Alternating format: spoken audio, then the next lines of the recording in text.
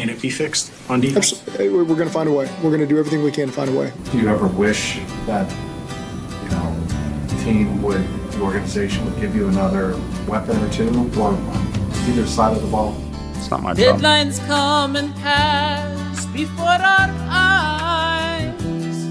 No improvement, money saved. A defense that can't tackle for their lives, and they're acting misbehaved. Oh, so don't justify, 'cause results, they don't lie. We're sick of your cheapskate ways, no new day. We supported you night and day, so betrayed. You keep pushing our hearts away. Hey. Welcome to the number one Bengals podcast. I'm your host, Eddie McDuke, and I have a very special guest today. I'm talking about Mr. Urinating Tree. Welcome to the show, Mr. Tree. Definitely. How you doing, brother? I'm doing great. So happy to have you on the show. Definitely. Glad to be on, brother. So, first things first. I need to understand, is it a tree that urinates, or is it a tree that you urinate on? Because it is a tree. Yeah. It is a tree that urinates. I'm just going to put it out there right now. Okay. I just wanted to make sure that the Bengals are not the tree in this scenario. Because the Steelers tend to do that to us. I mean, you beat us last time, so I'm just going to put it out there right now. We beat you last time, and the entire world was shocked. We were shocked, and it took a lot. And it was still down to the wire. Mm-hmm. But we're going to get to the preview in about 10 minutes. But first, Mr. Urinating Tree, I want to know, how are you doing? I'm doing all right, man. I mean, it's a Tuesday. It's a little cold here in the Berg, but otherwise, can't really complain. I mean, well, there's a lot of complaining in Steeler land because of what happened on Sunday, but otherwise, I mean, so far it's been all right. How have you been, Daddy? Yeah, I've been pretty good. Because we just got the news that Joe Burrow is coming back. Mm-hmm. He should be back in a couple of weeks. A lot of people are like, this guy is crazy. What is he doing coming back to this dumpster fire? But I honestly think that just his return is going to help this defense. Don't ask me how. There's something about that man and his confidence and his charisma. People want to go out there on the battlefield and sacrifice themselves for him. It is weird. The Bengals are kind of a cult, yeah. I mean, you better hope for that sake, because I mean, with that defense you've had over the last couple years, it's been pretty bad. You have 570 yards to the Bears. I think the Jets got half their season total against us. I think so. I mean, Justin Fields looked like a pretty competent quarterback against you guys. And he goes out this week and throws for 12 yards minus a 42-yard check down to Breece Hall. I mean, Justin Fields, he literally said in his post-game conference that I was in my closet. I was crying. I was in prostration, asking God to save me. And I was rethinking my career choices. Maybe I should have gone into accounting, or these was all the things he said in the press conference after the game against the Bengals. He was like, I've been redeemed. Everything looks great. But that wasn't true. It was just because he was playing the Bengals. Maybe the Bengals were like that Make-A-Wish team. Maybe they were just like giving him some credit. Maybe they were giving him that wish of like, I want to be an NFL quarterback. And they're like, you know what? Our defense is going to be bad today. Maybe that's what happened with Caleb. Maybe that's why Colston Loveland scored that game-winning touchdown. I like your style.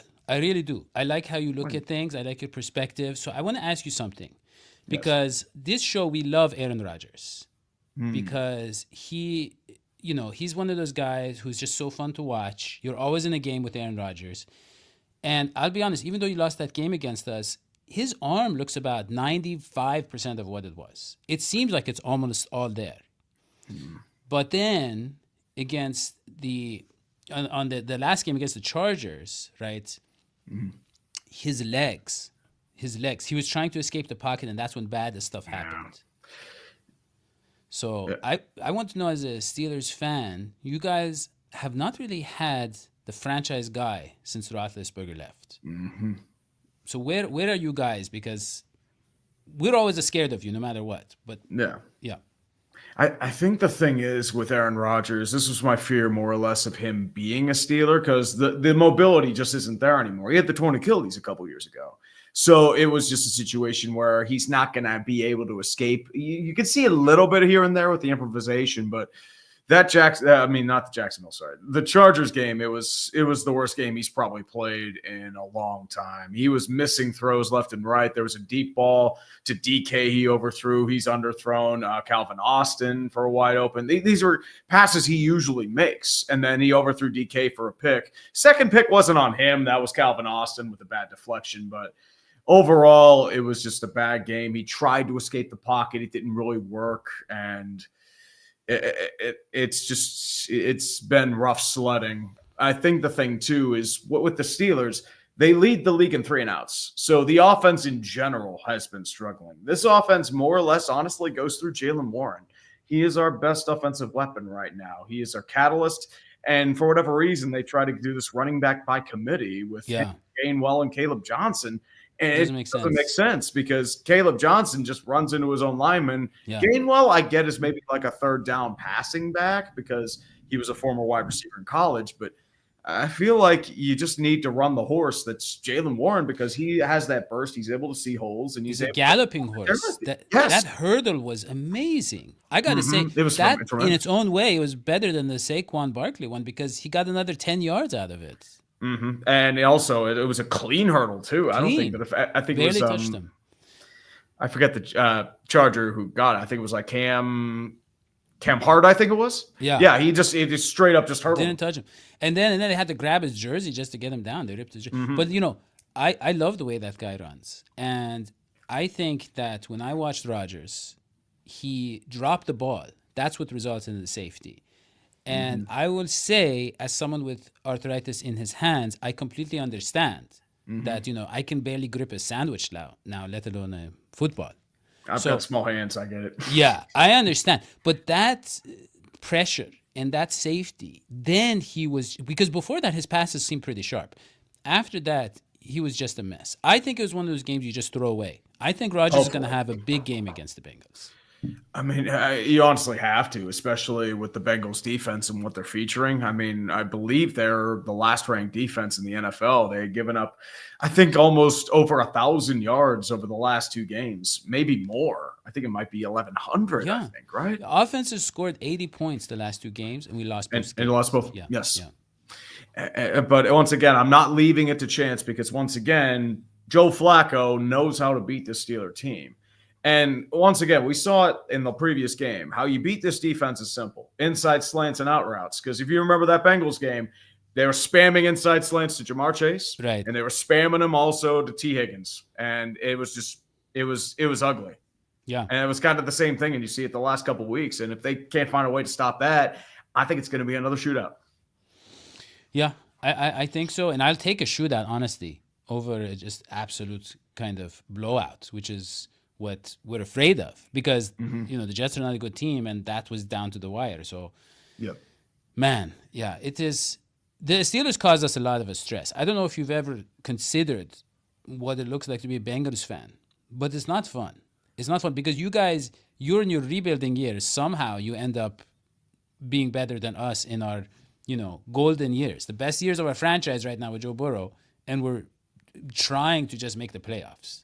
I don't think they're really rebuilding per se. I feel like they're kind of trying to retool and redo things on the fly because they're in like what the Colts were in a couple years ago when you bring in these veteran quarterbacks to try and get you over the hump. Last year was Russell Wilson. Worked out for a little bit, then he fell off. This year, Aaron Rodgers. And you're also looking to see if this will be the piece. Next year, I mean, who knows? You might bring in Joe Flacco and complete the AFC North tour because he just keeps beating us.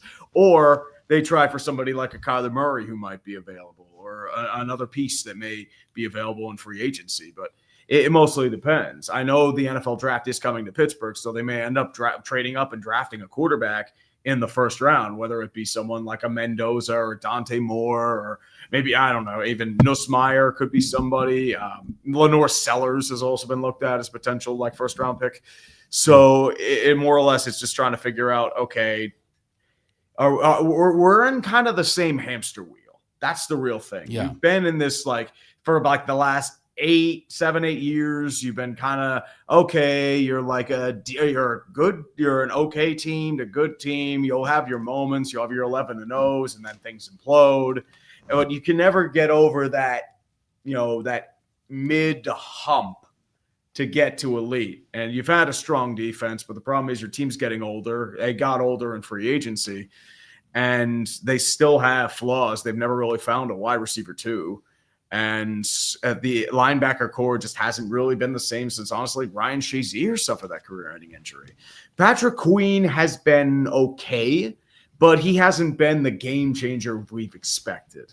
And not just that, like corner-wise, Darius Slay has 2 forms at this moment, like getting burned and getting hurt. Like he has been hurt pretty much every game that we have played so far, and it's really hurt the cornerback depth too. So it more or less, if the Steelers can't get pressure, they can't generate turnovers and get those splash plays, they're in trouble. Because the reality, in 2 of those games, they had 5 and 6 turnovers, and that's just not sustainable. Yeah, I mean, as Bengals fans, we are not scared of Jalen Ramsey at all. Like, he has not been able to shut down our receivers, ever. He's been okay at safety. I'll give him that, since they had to move him up for an injury emergency. Yeah. But, I mean, I kind of like playing him because we have that kind of history where A.J. Green was punching him in the head. A.J. Green punched him in the head multiple times, and he didn't get suspended because they were like, I think that was warranted. Yeah, he deserved it. Oh, was that the A.J. Green when he was doing the MMA move, pulling him to the ground? Or was that and they were like, that's fine. That we can let go. That's the only time they've ever let it go in NFL history. But it was like, that's A.J. Green, lovely guy. That's Jalen Ramsey. Yeah, we'll let it slide. So I mean, sometimes you got to get that beef, man. It's like Richard Sherman versus Michael Crabtree. Sometimes you just got to let that leaf go. Keep to leave Michael Crabtree. That sort of thing, too. Yeah. And then the Super Bowl. I mean, they were torching him. The Bengals receivers were torching Jalen Ramsey. It was beautiful. So, but the big issue with the Steelers, especially with Joe Burrow and Flacco, didn't have the same issue, but is like they tipped passes, right? Yep. That front line is always disrupting us. They know how Hayward. to play. Yeah, Cam Hayward and T.J. Watt and those guys are always a big problem. Yep. So, okay, now I want to get your prediction for this game. It's a big game because if we win, we're only a game behind you, I believe. Yep, and the in the Ravens division, and the Ravens are They're knocking on coming the up, door, yeah. so they'd be tied with us if we lose and they win. Yeah. So that's something you got to consider. And the Ravens were 1-5 at one point, and they've been That's able true. to rebound their season. Yeah. So What is your official prediction, score-wise, and who's your player of the game? ooh, this is actually going to be a tough one. I think it's actually going to be more of a shootout, if I'm going to be completely honest here. Joe Flacco always has the Steelers' number. I know the defense has gotten a little better, but at the same time, there's still that concern, especially with how he, the high-end talent of the receivers and Flacco throwing to those receivers. They'll put up at least 30 to 35. But the question is, can the offense keep up? Can Aaron Rodgers regain that old form? Can Jaylen Warren be able to figure out, be able to use him? Will DK Metcalf be able to stretch the field? Because he hasn't really been able to do that the last couple games. They've been able to really zone in on him. I think the Steelers will win this one, but it's going to be a shootout again. I think it'll be something like 35 to 32. I think it's just going to be a game where it'll be fun to watch, just like the Thursday night game. But I think it's going to be a situation where neither side is going to be very comfortable either way. I think it's going to be one of those games. Okay. Well, I will take your prediction. I will say I'm very concerned about the Bengals. I'm very concerned because they've been bad against bad teams. They've given up so many points. And now they get the angry Aaron Rodgers, who is probably still angry from his tackling him in that game. Did you see how angry he was? Oh, yeah, he was. Aaron Rodgers has always been pretty grumpy this year. Like, he's always yelling at guys. He's always been grumpy. And now it's like the Steelers season is quickly, they were in first place and now they're on the verge of being, almost out of the playoffs again. And this is kind of his last ride with a contender potentially. Yep. So he's going to have something to prove. And the defense, it's not just that they're bad, Mr. Tree. It's not just that they're bad. They're generationally bad. They're generationally bad, and they don't care. That's the problem. They were they were laughing after that game. They were just Talked to you on Monday. They're mocking the coaches. Yeah. So I don't see how you bounce back from that. I don't see who's gonna. Logan Wilson is gone. Yep. Right. Trey Hendrickson might not play. He's not going to still play. doubtful. He's not going to play. All our leaders are gone now, right? Mike Hilton, Jesse Bates, everybody's gone. There's no direction on that team. The only one's Von Bell, I feel like, but he hasn't been the same, I think, right? No, he has not. So it's a big mess. It's a big mess in Cincinnati. And I think that this is going to be the game that completely derails the Bengals season. And they're never going to get back on track. And so you're gonna have to beat him with Flacco's arm. I mean, you're gonna have to outshoot the Steelers. That's the only way you win. I feel like. Yeah.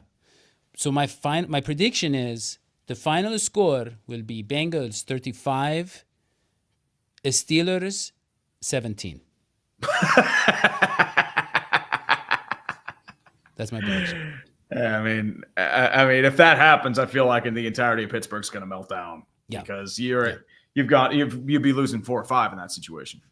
Exactly. So in that way, I think the Steelers are going to derail the Bengals season because they are on pace. They are headed for a train wreck. And the Steelers are going to take them off of that rail so they're not going, head to head with another train, and now they're going a different path. They're not going to get in that train wreck. And that way, they're going to derail their season for good. Derail for good? Yeah, the train wreck's going to end. Yeah, that's my prediction. Oh, I mean, I'm just hoping for a good game either way, man. Yeah. Definitely. And so now that we have a little bit of time, I want to get to the questions. This is a big one by Sid and Cat, a longtime subscriber to the show. Yes. Yes. Can you explain that, please, Mr. Tree? Oh, well, there is a urinating tree, I believe, in Europe. So it's just like there's a water spring underneath it, and it just continually pees. I've seen I'm not sure if I can find like the video of it. I have it on my computer, but it is just a video of just him peeing. So what happens is it's just the built-in juices. It's like, tree sap. Sometimes that just leaks out and just the water just goes. That is how a tree urinates, I feel like. And defecation, I don't know about defecation. I mean, that'd be a little weird. I mean, would you consider acorns their defecation? I don't know. Well, I mean, I would say that makes a lot of sense because the Steelers, no matter what, it seems like they are just urinating on the Bengals. It doesn't matter if it's a down year, if it's a retooling year. It's just constantly the water is spraying on the Bengals, which we don't enjoy. Now, Mr. Tree, you have obviously a YouTube channel, very successful YouTube channel. And please, go ahead and promote it because we have 6 people watching right now. So that is 6 potential new subscribers for you. Nothing wrong with that, man. I'm always glad to be on, brother. But I'm available on Urinating Tree on YouTube, Twitter. I just shit post on there. It's Urinating Tree there too, and then urinating_tree on Instagram. I don't really post there all that often, but more or less just general life things I do every now and again. Like we did a charity baseball game over the summer in Portland, Oregon, so I did a lot over there too. I think we're doing Burlington, North Carolina again next year. So I'll probably be doing stuff about that, but mostly it's just general potpourri. But I do a series every week called This Week in Sports Ball.